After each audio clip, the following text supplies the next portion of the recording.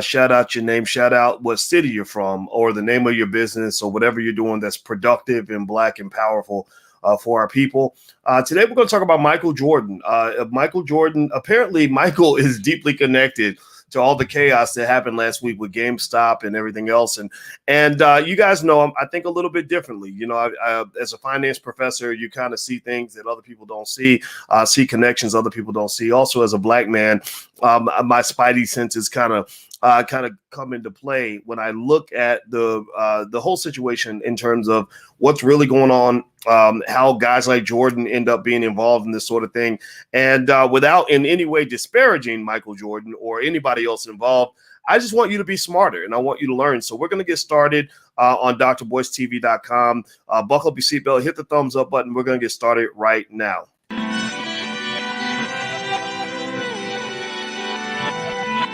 Here we are, clan the isms, cataclysm, great. Our people out here struggling, trying to make it in this state. Everybody out here doing it, but we the ones who late. Now family, we the ones who gotta delegate. Get that money in the power, never be fake. Stick to cosign for 3. What did he say? Create jobs, support our own. Educate the same and buy back your home. Got 3 degrees, triple 10. 3 PhDs, now we on the CNN. DBTV, let's talk about negligence. Ignorance is bliss, but we can turn it to intelligence. Believe none of what you hear, half of what you see. Let's break it down here on Dr. Boyce TV. Here we are. Hey, what's going on, guys? Welcome to drboycetv.com and yourblackworldtv.com. We are black-owned media, and we bring things to you from a black perspective. Good morning. Good morning. Please hit the thumbs up button. Also, shout out the city you're from. And I see you, John, from New Jersey. And who else do I see? I see Pascagoula, Mississippi. I knew a basketball player named Dale Brown who played for the University of Kentucky, who's from Pascagoula. So, Mark, if you see Dale, tell him I said what's up. All right. So here's the deal. Michael Jordan came onto my radar screen today. Because Michael apparently is connected with all the stuff going on with GameStop and Robinhood and everything that happened last week. First of all, give me a yes or no. How many of you followed what was going on last week with Robinhood and GameStop and stock trading and everything else? Let me know. Give me a yes or no in the chat if you are aware, if you're fully briefed on pretty much what happened. Because I don't want to go through the whole recap, but I might go through a little bit of it. Give me a yes or no.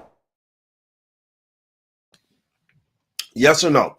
All right. So here's the deal. Okay, so I'll give you a quick recap. I see a couple of no's, a lot of yeses, but I'll give a very quick recap and how Michael Jordan is connected to this. But this isn't just about Michael Jordan. As you know, this is really about you. I like to circle the conversation back to you. So basically last week, there was a hedge fund called Melvin Capital that took a massive short position in a company called GameStop. A short position is basically where, you know, in every transaction, you have to have a buy and a sell. Just like every child needs a mommy and a daddy, every transaction needs a buy and a sell. Well, short sellers do the same thing that you do when you buy stock, when you buy it and then you eventually sell it, except they do it the other way around. They sell it first and then they hope to buy it back at a lower price. And that's how they make their money. Well, Melvin Capital apparently pissed off the wrong people. And there was this forum called Wall Street Bets, where they said, screw these guys. We're going to make them lose money. We're going to kick them in the butt. And we're going to do some things artificially that are going to drive the price through the roof. That's going to cause these companies to get body slammed and blasted financially. Well, it worked. Basically, this group, Wall Street Bets, they did a siege on the Capitol, except before last week when you saw the toothless hillbilly Trump supporters that were sieging the Capitol with an O. Well, they seized the Capitol with an A. Right. So they went after the Capitol, whereas the hillbillies went after the Capitol. So what they did was they pushed the price up so much that a couple things happened. One, the hedge funds, Melvin Capital in particular, and a few others got body slammed. But then at the same time, there are a whole bunch of people cheering and super excited because they made a ton of money. I had a student call me who told me that he made almost $100,000 last week.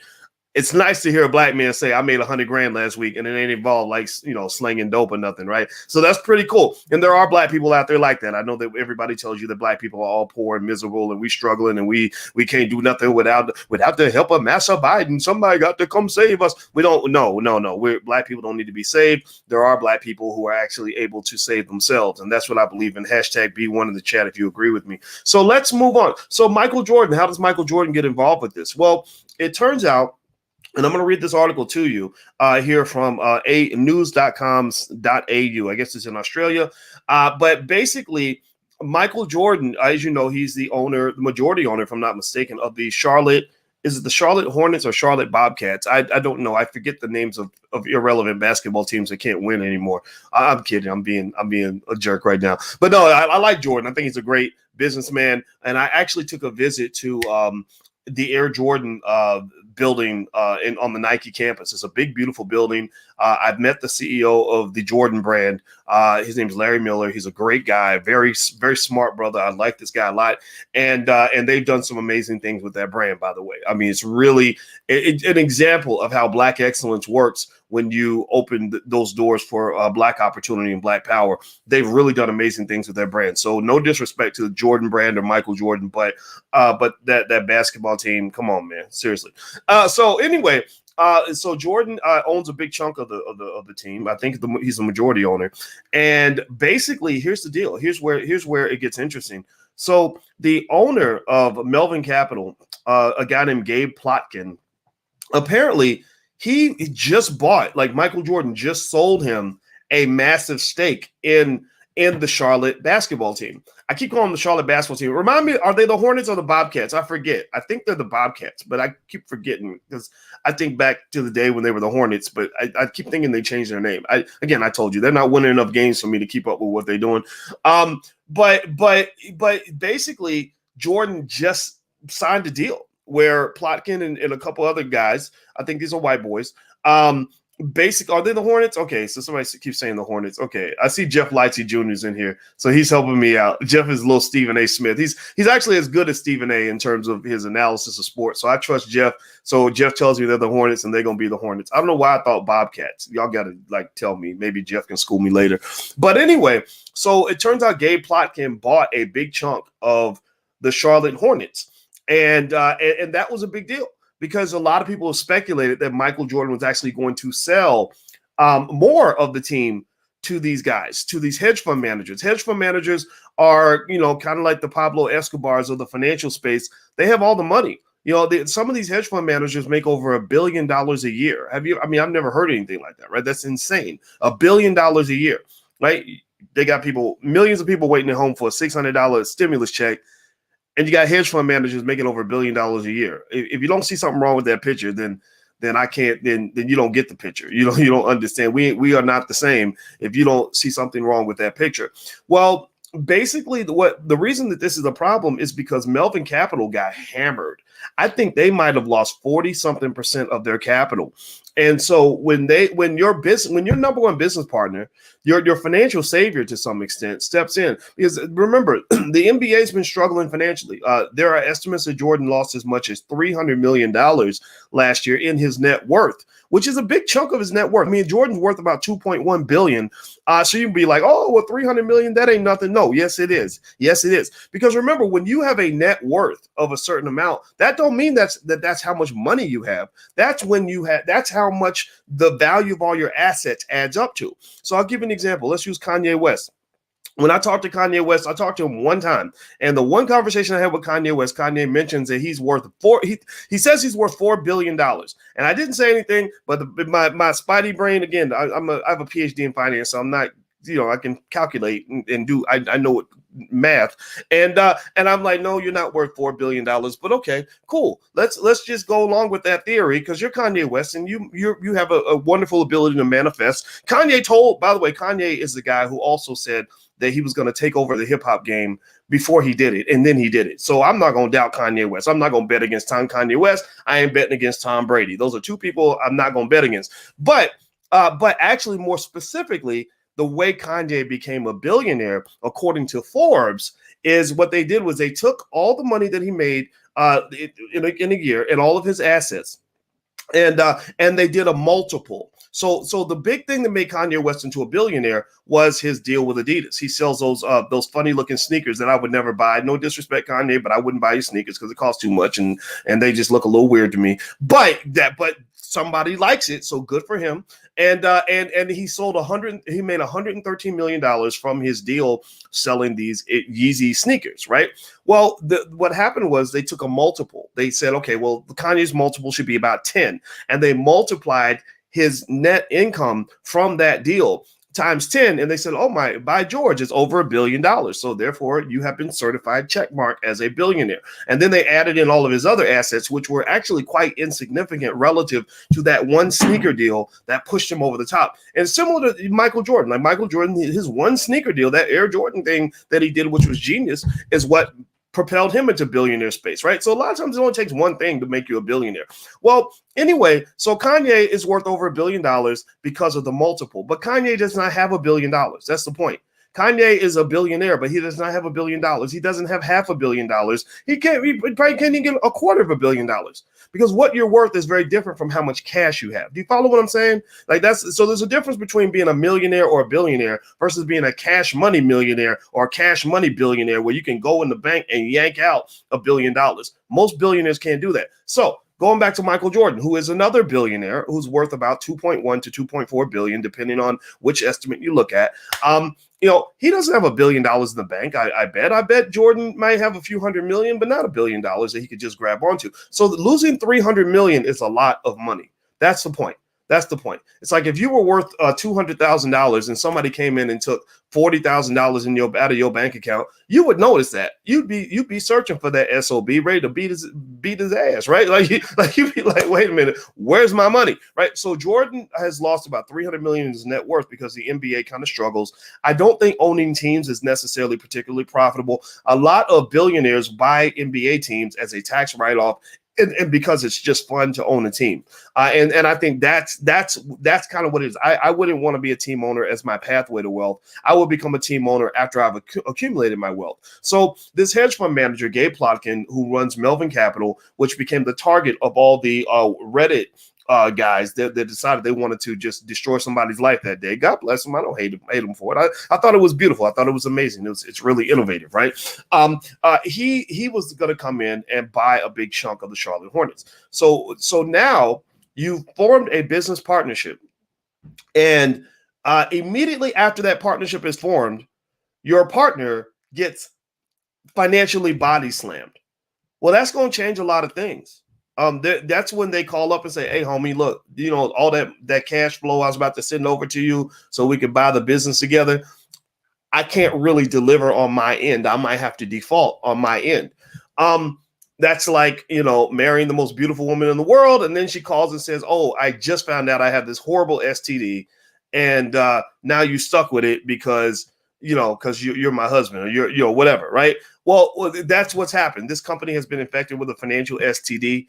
And I don't know if they're going to overcome this, because Melvin Capital, not only did they get hit really hard financially, but their whole way of life, their whole way of doing business is now under scrutiny. Their whole process of making money from these short sales has been called into question.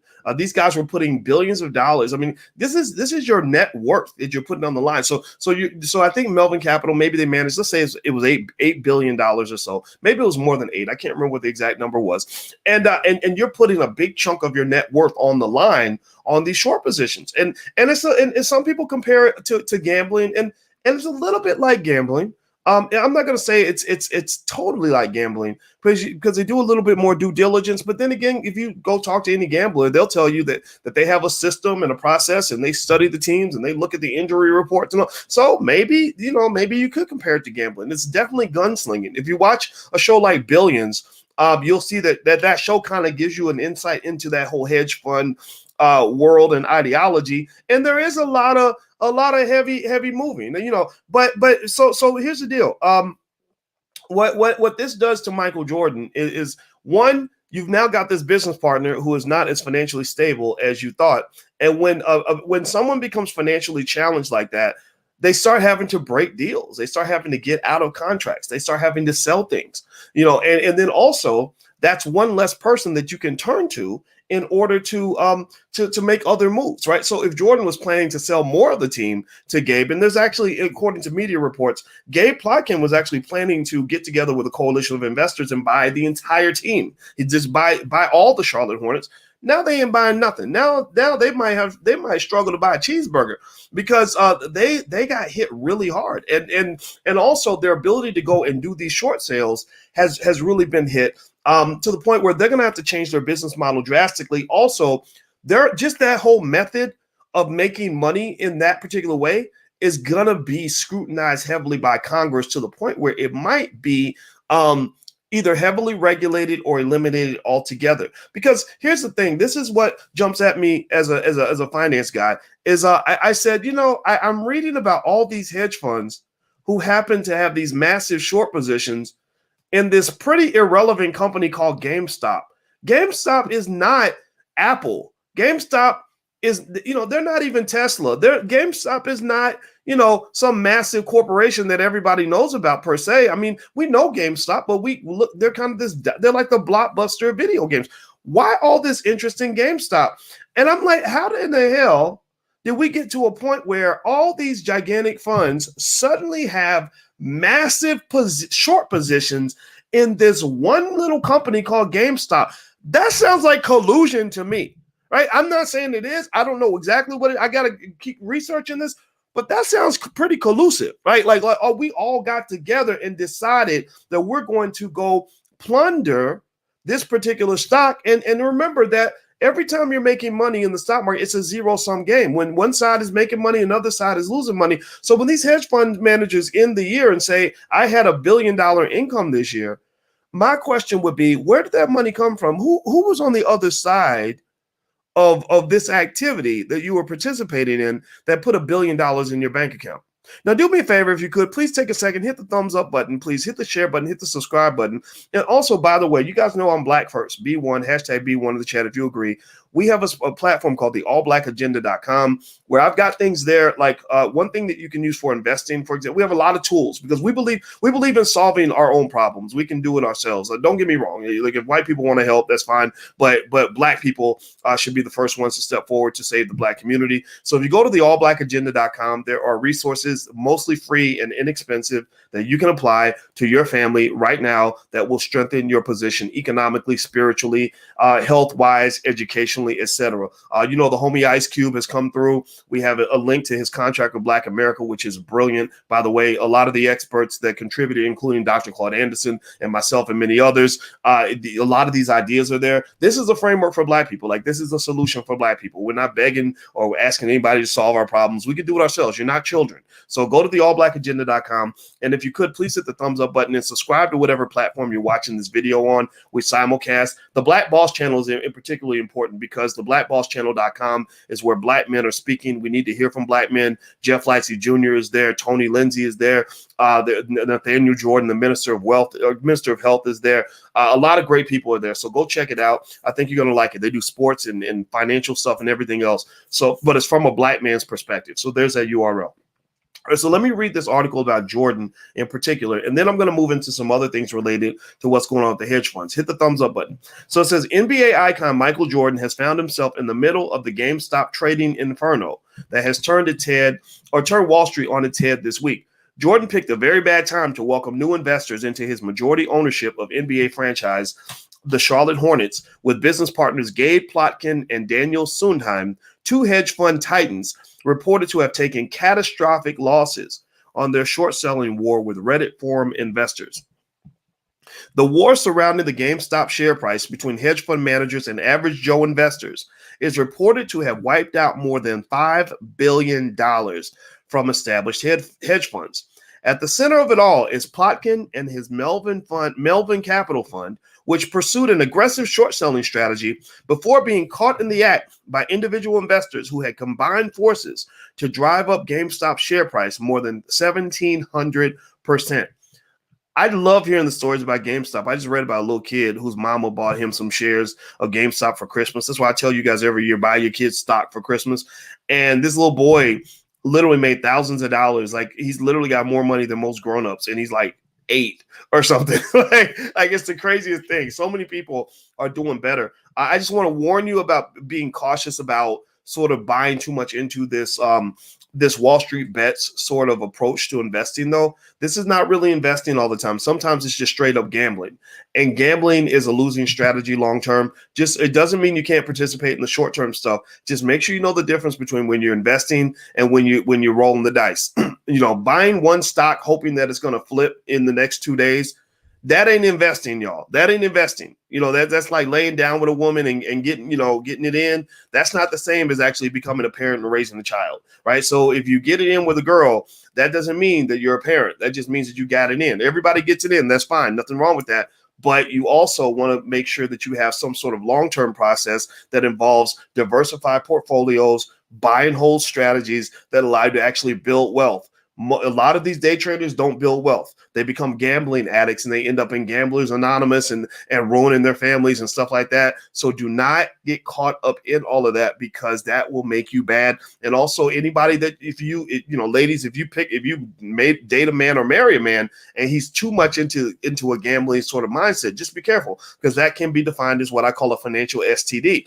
Gambling destroys families. So I'm not telling you not to participate. I'm not telling you not to have fun. If you got your little play money, play with your play money. Everybody make a trip through Vegas, but you don't make Vegas your lifestyle. You don't move to Vegas so that you can go to the casinos every day. That's not going to be a winning strategy for you. And I know some people might be offended by that, but I want to make sure that's clear, because I'm excited that everybody's talking about investing.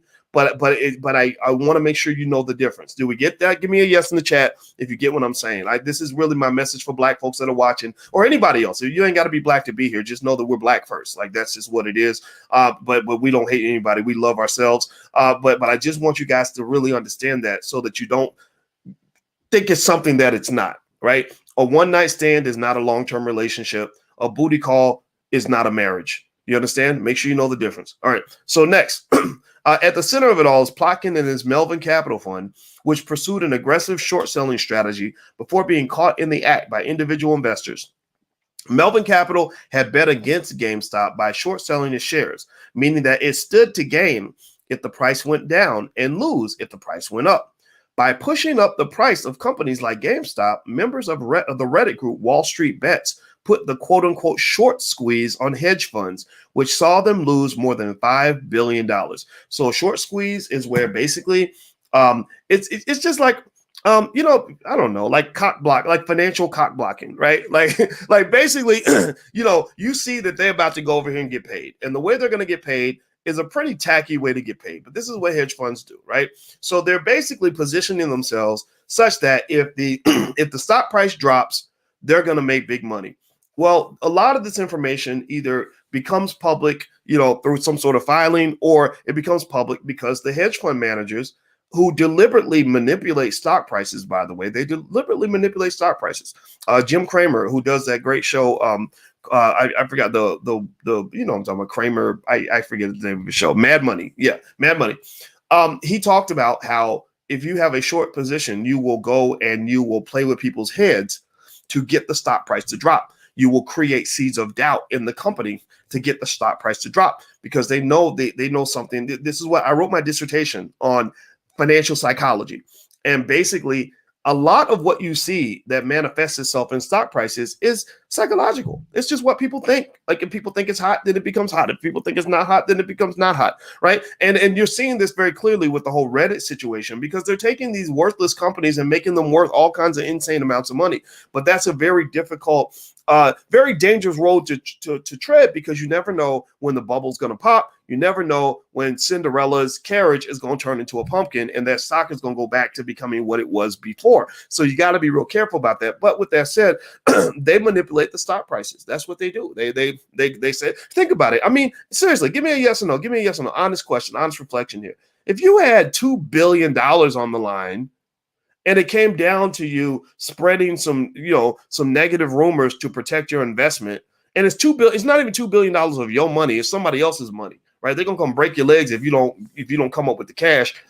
Wouldn't you do what you had to do to protect your assets? I mean, seriously, like, give me a yes or no. Let's just be honest here, right? So you're talking about billions of dollars on the line, and they're gonna go out and do what a lot of people would do, like, hey, you might want to sell that stock because that company's I heard they're having trouble. I heard their CEO, that the CEO's mistress is about to sue him, and right, like you just make stuff up, right? Rumors, that's what they do, right? So this manipulation is not just something that's done on the Reddit forum. This is something that's done with hedge funds in general. And the problem with that manipulation, though, is that when you spread negative rumors about people in companies, people get hurt. Like high school, if you're trying to steal some girl's boyfriend, excuse me, by secretly insinuating that she might be a slut, like people get hurt like that. That ain't right. That ain't right. Everybody type that ain't right in the chat. It ain't right for you to go and say things about her that might not be true. If you can't compete fair and square, if you can't just be the better woman,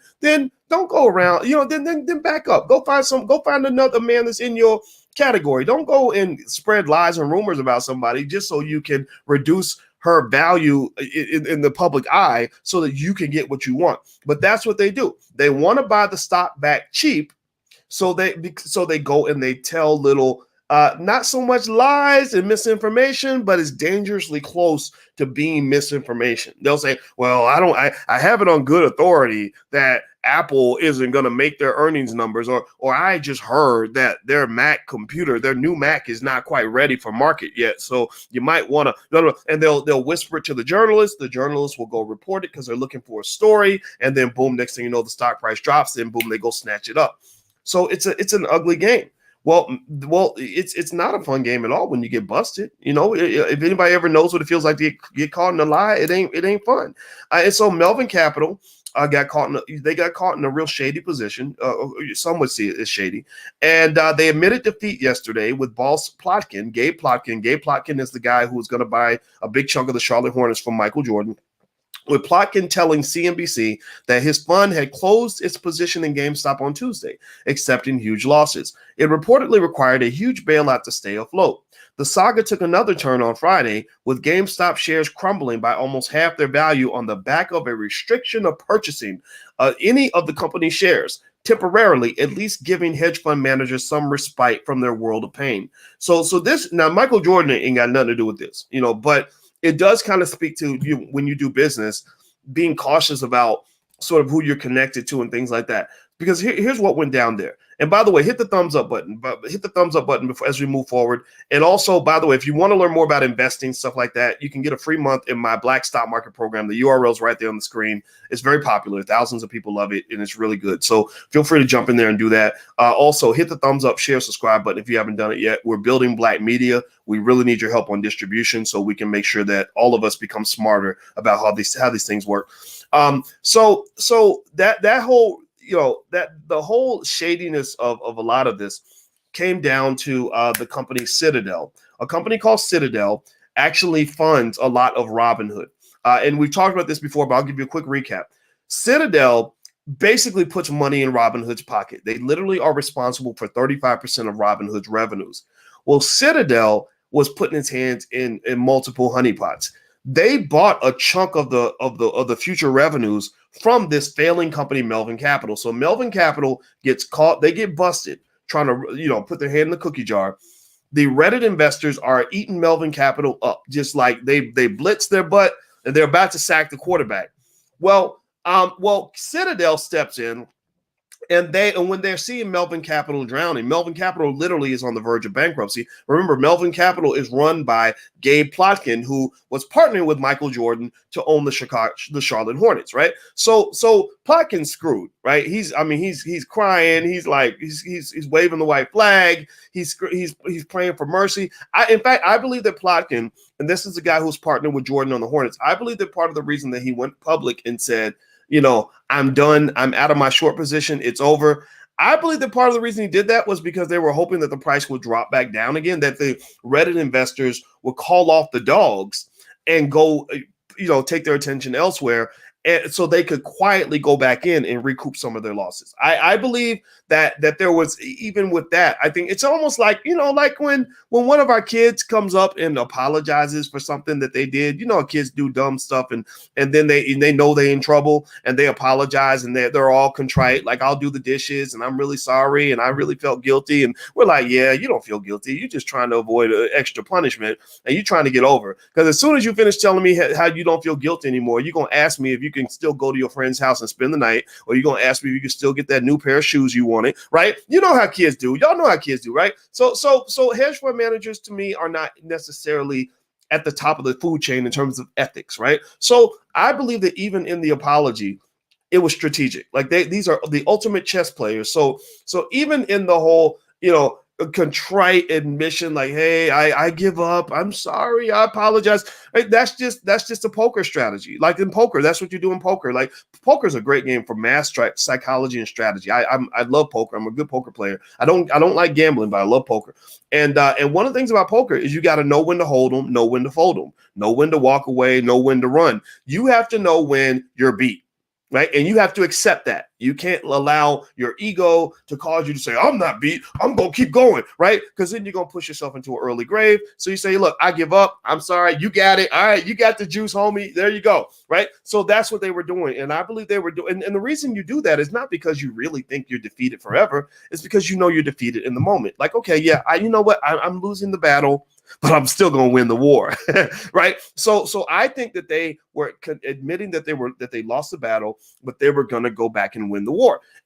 But again, like any virus, to take out a virus, you got to really kill it. You can't. That's why when they tell you, or the bacteria, when they give you the antibiotics, they say take all the antibiotics. Don't take half of them just because you start feeling better. You got to take them all. You got to kill the whole virus. So what the Wall Street Bets group did, whoever the ringleaders were, and again, these were not unsophisticated people. These are not uninformed investors. These people might be people that are in the industry, right? They said, no, do not let off the gas at all. They can apologize. They can get on their knees. They can wave the white flag. They can tell you how sorry they are. They could cry on TV. But don't you dare take your foot off the gas. Don't you dare take your foot off their neck. You need to go for the jugular, chop their head off, and hang it in the public square. So keep that stock price up. They were using military talk. Hold the line. Don't sell, no matter what. Don't you effing sell. Like, they were really getting like pretty gangster with it, and I understood that. I understood that because a player knows a player. A strategist can identify a strategist. So basically, game recognized game. They said, okay, they're just playing the game right now. They're pretending that they're retreating. But in military strategy, when you retreat, sometimes you retreat so you can regroup and reattack. So they were saying, no, we need you to wipe this company off the face of the earth. So they kept going. And to their point, I mean, I kind of applaud that. I kind of like the whole Robin Hood aspect of it to some extent. Rob from the rich, give to the poor. F the big fund managers, the billionaires. I hate that. I hate, that's one thing I hate about America. We're too greedy. The 1%, y'all need to give it up a little bit. You got people out here waiting for $600 stimulus checks. Y'all need to be writing those stimulus checks. Seriously. So, but here's the thing though. Here's the part that you got to be cautious about though. In the middle of these bloody, chaotic wars, there still has to be some degree of moderation. There still has to be some degree of regulation. There still has to be some degree of consumer protection.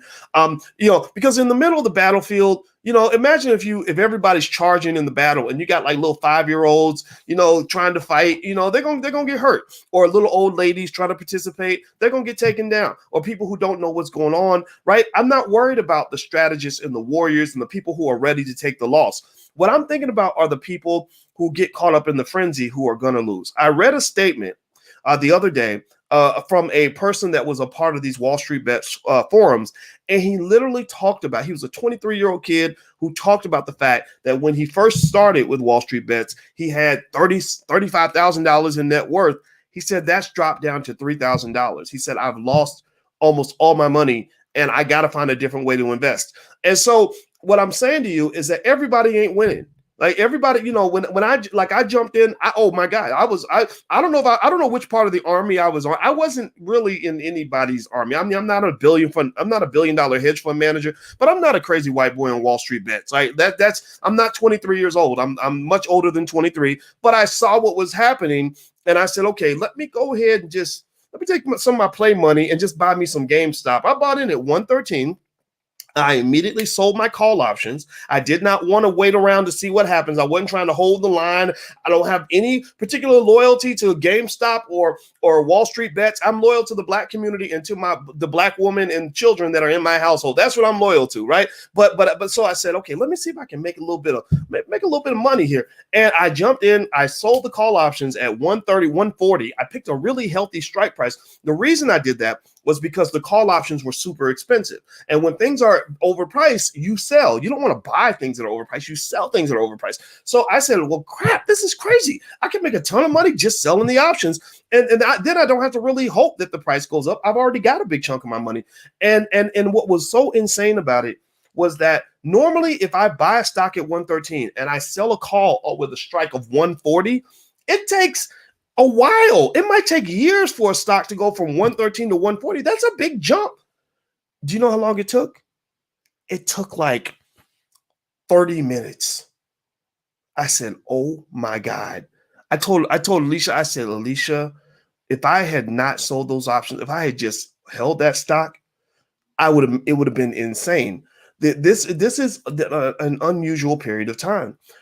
But remember, everything that goes up can go down. Right. So as fast as it went up $100 a share, I saw it drop $100 a share that fast. So you get caught up in the frenzy. If you understand that you might lose all your money, then that's cool. Go do it. Have fun. But if you're using money that you're really thinking of as an actual investment capital and you're really trying to build long term, that ain't the best place to be. That's like a really violent neighborhood, and I don't know if you want to be caught out there if you don't know really how to use a gun. Okay. So anyway, do me a favor, hit the thumbs up button, hit the share button, hit the subscribe button. Let's finish up here talking about Michael Jordan. And let's go back to Michael. Okay. So Michael, his biggest challenge right now, in my view, is that he's got a financial partner with the Charlotte Hornets, Gabe Plotkin, who owns Melvin Capital. And his financial partner is economically slammed. What that does is that will, I think, put in jeopardy Plotkin's stake in the Hornets. He may end up having to sell that, right? Because this man is on the verge of bankruptcy. Citadel, which really controls a lot of Robinhood's revenue, they're responsible for 1/3 of Robinhood's revenue, loaned a bunch of money to Melvin Capital to help them out when they were struggling. All right. But they didn't do it because they were being nice. They did it because they saw it as a good investment opportunity. Right. A lot of politicians and wealth managers, their motto is generally like, we don't let a good crisis go to waste. So Citadel, they didn't loan $2.5 billion to Melvin Capital because they were homies. They did it largely because they said, oh, this is a great opportunity for us to own a substantial stake of the revenue of a company that has potential. So they injected this $2.5 billion into the company. And the big problem with that investment is that they had an overwhelming amount of influence on Robinhood. And so while the CEO of Robinhood has denied vehemently that Citadel, who controls 1/3 of their revenue, had any say in their decision to restrict trading on that stock, it looks awfully sketchy. Think about it like this. Give me a yes or no.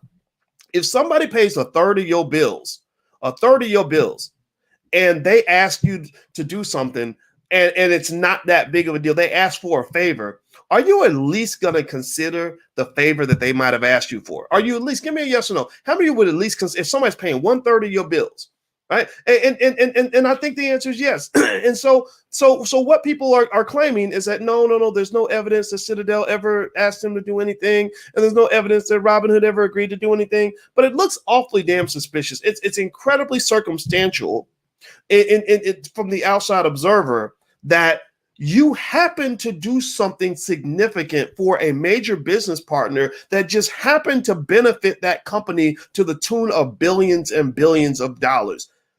the odds of that happening just by coincidence are pretty slim. So people are right to be skeptical about that. Melvin Capital, I don't know what the future of Melvin Capital is. Michael Jordan, by the way, Michael Jordan's gonna be fine. Michael Jordan's a smart man. He's got what 2.1 to 2.4 billion in net worth. They claim that he lost about 300 million of that because the NBA has had a pretty dry season, right? You can't play as many games. You can't fill up the stands. You can't do anything, during the pandemic. But now this person that he sold a big chunk of the team to may not be able to come through. And it doesn't just take away the deal that they have in place and make that a little bit questionable. It also affects future deals that they're claiming were anticipated. They anticipated that Plotkin, who owned Melvin Capital, was going to actually buy the entire team. Now that's all kind of done, right? So the odds of that happening are slim to none. So this is where Michael Jordan's involved. But I don't think he has anything to do in terms of where he invests his money and stuff like that.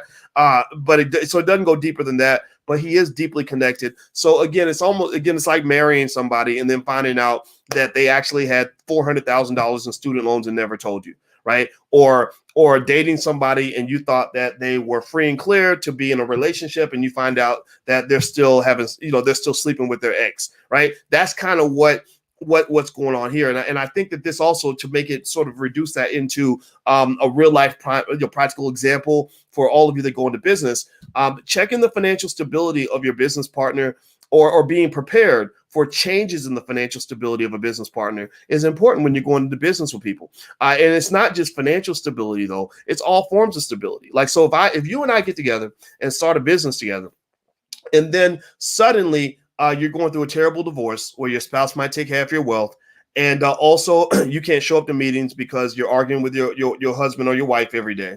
And then also I find out you have a crazy cousin who is embezzling the family money, then I may not want to do business with you because that may be too much drama. So I think in this particular case, Jordan might be aware of not just the financial drama in terms of how that impacts past, present, and future economic relationships, but also the PR, just the fact that there are. He's like, we got idiots like Dr. Boyce Watkins talking about putting my name in his mouth, talking about what I got going on, and we got all these media outlets all around the world writing thousands of articles connecting me to something that is just bad for almost anybody's brand. And I think that's the interesting thing going forward.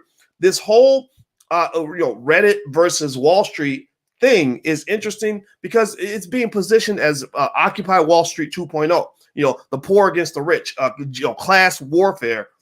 I don't think it's so much class warfare though, because this idea that somehow this is the poor against the rich, it's there a little bit, but it's a little bit deeper than that, right? And also these hedge fund managers at some point are going to find a way to utilize this momentum to their favor. Remember, a lot of these, this bro culture of investing on Reddit and Robinhood and all that. Remember, they were funneling money right into the hands of billionaires by doing that. They had harnessed all of this populism, this investment populism, and said, yeah, get on Robinhood, dude. Robinhood is for the average guy, dude, right? And the billionaires were making a killing off this. Robinhood is a $20 billion company because they were able to harness this emotional energy that comes with this sort of economic populism that people were feeling. And so I'd be curious to see how this plays out. And I'd also be curious to see if the people that are involved with the Reddit thing are going to receive significant financial benefits that go beyond just having the ability to gamble on stocks because sports gambling is not available in the same form it was before the pandemic, right? I wonder how the average 21 or 22-year-old is going to feel economically after they participated in all this for a year or two. Are they going to just have, these good emotions to say, yeah, dude, I was a part of the revolution, man. That's cool. I get that, right? Like like we did that when I was in college and stuff. We protested and fought the power and hated the entire establishment all the time. But my bigger question is, what is the price of that? Like, what is the price? Like, are you actually in a position where your wealth, and this is what it's, when you look at the economic side of it, that's what it's going to come down to for me.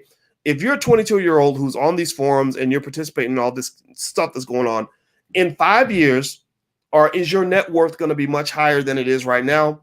Or are you going to be left with a gambling addiction and an empty bank account.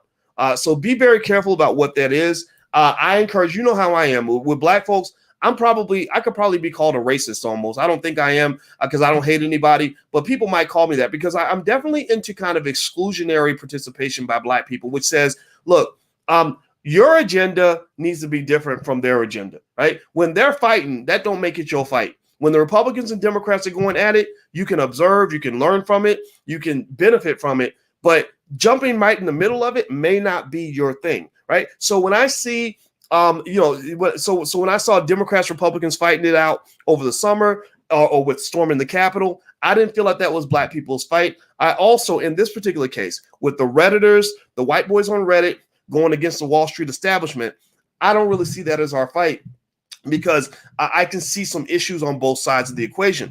What I would prefer is that you observe it and understand it and figure out ways that you can pursue your unique agenda as a black person in the context of all of this, right? If that means hopping into GameStop and hopping out and making some bank so you can then go and fund a more stable long-term portfolio, then go do that, right? Or learning about how Wall Street works or somehow or forming an opinion about the wealth gaps and things like that that exist in America. That's cool. But don't think that you have to really sort of see either side as completely legitimate or completely valid, because I believe black people have a different set of needs, a different trajectory than the rest of the country.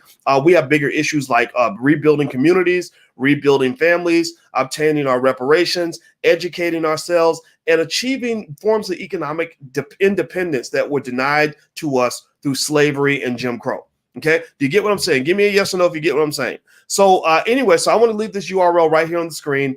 There's a free training on how to buy your first share of stock. If you've already done that, if you already know how to buy stock, then sign up anyway, because then you'll be on the Black Business School email list, and I'll send you all kinds of information, all kinds of free stuff that will help you become a better investor, because I want you to become an investor and I want you to win. I do not want you to think that gambling's investing and to lose all your money and to get caught. And then here's the other thing too. You don't just lose your money, you lose your peace of mind. That's the other thing they don't talk about. If you ever want to drive yourself crazy, then get in a position where you feel like you've got to constantly be looking at your phone, constantly be worried about the stock going up or down. You're constantly going from heaven to hell. You're constantly going from jubilation to despair. You're either really happy or you're sick to your stomach. That's what crackheads do. I don't want you to be a financial crackhead. I want you to find a way to have a healthy relationship with your money and with your wealth, where you can say, okay, 3 years ago, I was here. I started from the bottom. Now I'm here, right? 3 years ago, I had this much net worth. Now I'm doing better. Now, 3 years ago, I had no financial independence, but now I'm financially independent, financially stable. I've got multiple streams of income. I've got a healthy, balanced financial diet. Wall Street bets ain't that. Wall Street bets is something different. That's like this fun space where people are able to connect socially, and they enjoy that. They need that during the pandemic. It's also a space where there's a lot of gamble talk. If you listen to the language, they talk like they're betting on sports and not making long-term investments. Okay, so but this, I don't want to sound like an old man making this judgment call, but everybody needs an OG in their life to kind of guide them and or at least provide some input for you to consider as you make your own decision. Got it? Make sense? Okay. All right. So by the way, Michael Jordan, if you see this video, it's no disrespect. I think that you're a great investor and a winner and a champion, and I admire everything you've accomplished. And so I wish you the very best. All right, guys, I'm out of here. Hit the thumbs up button, hit the share button, hit the subscribe button. Also, you can go to First Share Stock to sign up on our email list and all that good stuff. And also, if you're young and you want some guidance on economics, we do have a program in the Black Business School called the YBR program. The first month is free. And YBR stands for Young, Black, and Rich. And it's all about basically everything that I wish someone had explained to me about money when I was in my 20s. And you know me, Uncle Boyce and Dr. Boyce are the same person, and they connect all the time. And I just take it in every direction in terms of making sure you're fully prepared to win your own economic battles and to ultimately win the economic war. Got it? All right. Give me a thumbs up in the chat or give me a yes in the chat if you get what I'm saying. All right. So I'm out of here, guys. Have a good day. Thank you for listening. I'll talk to you soon. Be good. Peace.